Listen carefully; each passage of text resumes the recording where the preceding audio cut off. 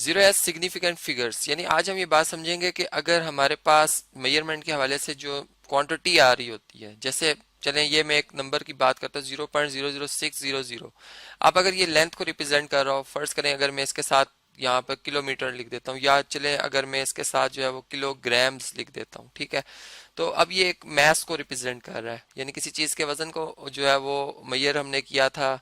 और ये उसकी क्वांटिटी आ रही है। अब हम ये देख रहे हैं कि हमारे पास जो ये क्वांटिटी है इसको हमने कितना के प्रिसाइज किया है, यानी जो किलोग्राम, अगर हम ये डेसिमल पार्ट देखें तो ये इसका 10th पार्ट ऑफ, यानी हमारे पास किलोग्राम जो कि हमारे पास आएगा। फिर यहाँ पर अगर आप देखें यानी ये 10th पार्ट ऑफ किलोग्राम जो होता है वो बेसिकली हेक्टोग्राम होता है, ये फिर डेकाग्राम होगा और ये फिर हमारे पास ग्राम होगा।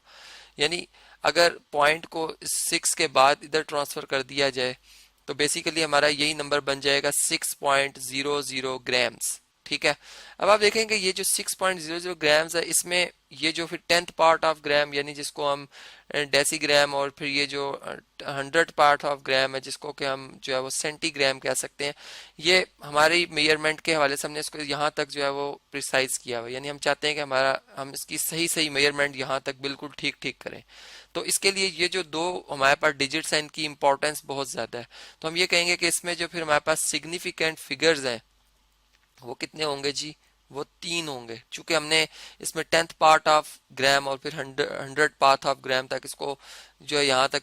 रखा हुआ है कि हमने यहाँ तक इसकी मेजरमेंट करनी है। तो जीरोस, इसका मतलब ये हुआ कि हमारे पास जीरोस अगर जो है वो नॉन जीरो नंबर से पहले आ रहे हैं, चाहे वो डेसिमल से पहले भी हो, तो ये जीरोस हमारे सिग्निफिकेंट जो है उसमें काउंटिंग नहीं होगी। यानी इनकी इंपॉर्टेंस को हमने समझा कि इन डिजिट्स की ज्यादा इंपॉर्टेंस है इनकी निस्बत। तो इसमें फिर सिग्निफिकेंट फिगर्स की तादाद कितनी बन रही है हमारे पास, 3 बन रही है। ऐसी अगर ये देखें तो इसमें भी बिल्कुल इसी तरह की ये दो डिजिट्स,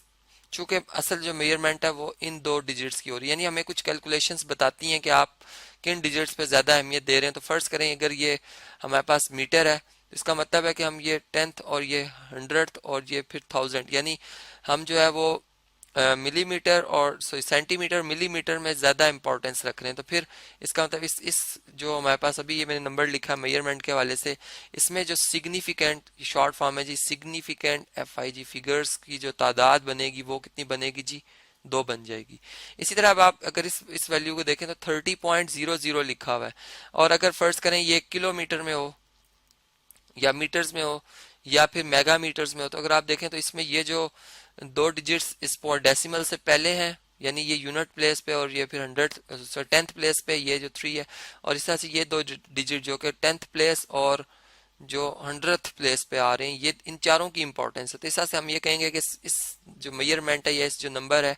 इसमें जो सिग्निफिकेंट फिगर्स की तादाद आ रही है वो कितनी आ रही है जी,